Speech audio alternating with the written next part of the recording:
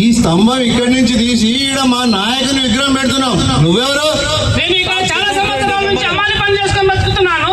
ఈ స్తంభం తీయడానికి వీల్లేదు. ఈ స్తంభం నాది. నీదా? అవును. అరే ఎవరు అడుగుంటాడో చూస్తా. నువ్వు తోరా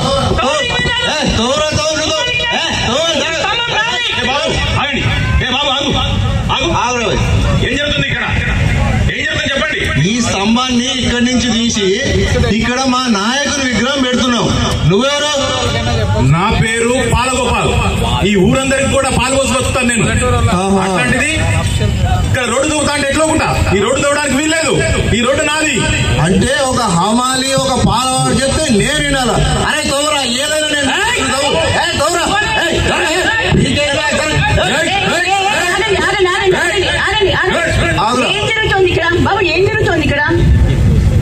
ఈ స్తంభాన్ని ఇడికేలు తీసి మా నాయకుని విగ్రహం పెడుతున్నా. మేడం మీరెవరు? నేను ఇక్కడ గవర్నమెంట్ స్కూల్లో పనిచేసే టీచర్ని. అది సరే, ఇది ఇదేందుకు తవ్వుతున్నారు? ఎవరైనా ఇది తవ్వి నాయకుని విగ్రహం పెట్టుకుంటారా? టీచర్ అయితే వెళ్ళి స్కూల్లో పిల్లలకు పాఠాలు చెప్పుకోండి. ఇట్లాంటి దాంట్లో మీరు ఇన్వాల్వ్ కావద్దు.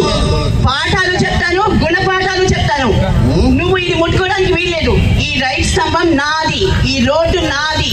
ఈ రోడ్డు నాది, స్తంభం నాది. ఈ రోడ్డు మీద.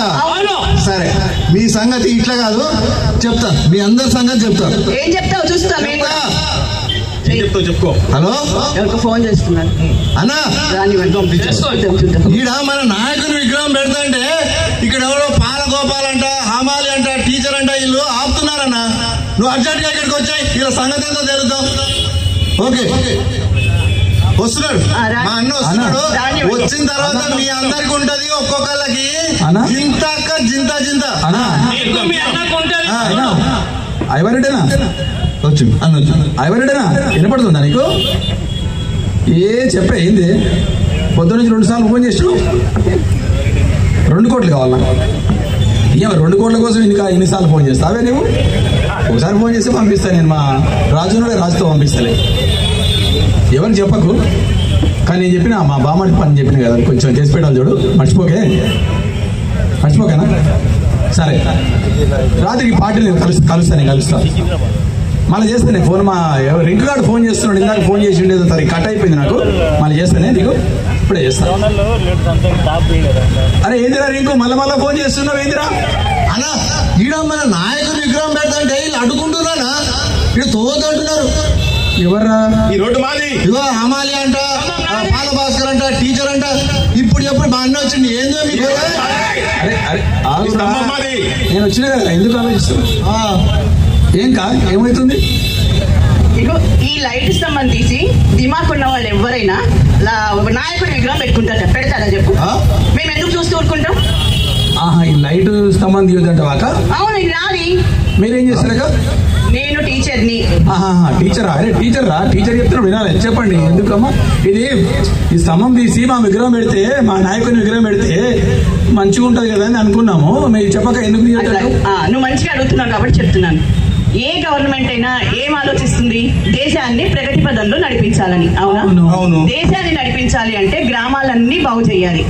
బాగు చేయడం అంటే ఇలా కరెంటు, వాటర్, నీళ్లు, మంచినీళ్లు, డ్రైనేజ్, రోడ్లు ఇవన్నీ బాగు చేయాలి. అవునా?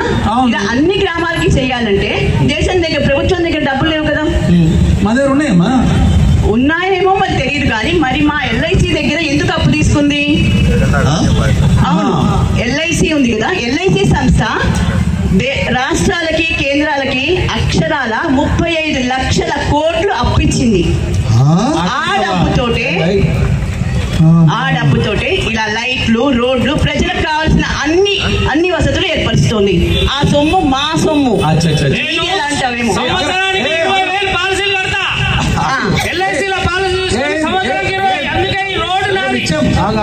నువ్వు మా ఏరియా పిల్లగాడు ఆయన ఎందుకు ఆవేశపడుతున్నంటే మేమందరం పాలసీలు చేసాం.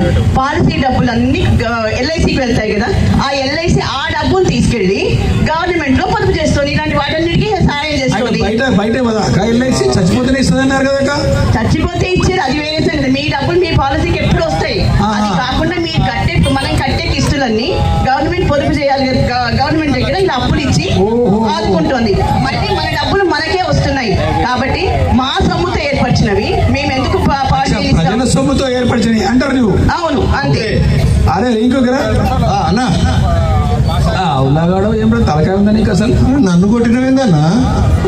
మనకు పబ్లిక్ లో మంచి మాట తీసుకురావాలి కానీ మన పార్టీకి నాకు ఇంత చెడ్డ పేరు తెస్తావురా నువ్వు? అవులాగాడు ఉన్నావు. తప్పైందన్నా. మనం కావాలంటే వేరే దగ్గర పెట్టుకోవాలి కానీ అక్క ఇంత మంచిగా చెప్పిందిరా. టీచర్ అంటే టీచర్లు చెప్పింది వినాలి మనం. అప్పుడప్పుడు టీచర్లు అంటే కరెక్ట్ గా చదువుకుంటారు, మంచిగా చెప్తారు. ప్రజల సొమ్ము నిజంగానే కదా. మొన్ననే మన ముఖ్యమంత్రి కూడా చెప్పిండు, మేము ఎల్ఐసి దగ్గర 3 లక్షల కోట్ల రూపాయలు అప్పు తీసుకున్నాం అని చెప్పి. అక్క చెప్తుంది 35 లక్షల కోట్లు దేశం అంతా ఇచ్చిరంట. మనం ఇవన్నీ తెలుసుకోవాలా ప్రజల్లో పనిచేసేటప్పుడు. సరే రౌడీ ఏదో చేశాను అడవదురా. అక్క చాలా మంచి మాటలు చెప్పినావు అక్క. నువ్వు ఎప్పుడైనా పార్టీ మీటింగ్ పెడితే పిలుస్తా. మేము ఇట్లాంటి పనులు చేయం అక్క. అప్పుడు మీరు చెప్పాలి అక్క ఖచ్చితంగా. ఇంకేమంటే చెప్పాక మంచి మంచి సంగతులు వింటున్నావు, అది నాకు నచ్చింది. మంచి లీడర్వి. ఖచ్చితంగా మీ వాళ్ళకు కూడా నేర్పించు. ఇట్లా ప్రజల జనం దగ్గరికి రావచ్చు. ఇప్పుడు చెప్పండి, ప్రజల సొమ్ము ప్రజల సొమ్ము ప్రజల సొమ్ము జై ఎల్ఐసి.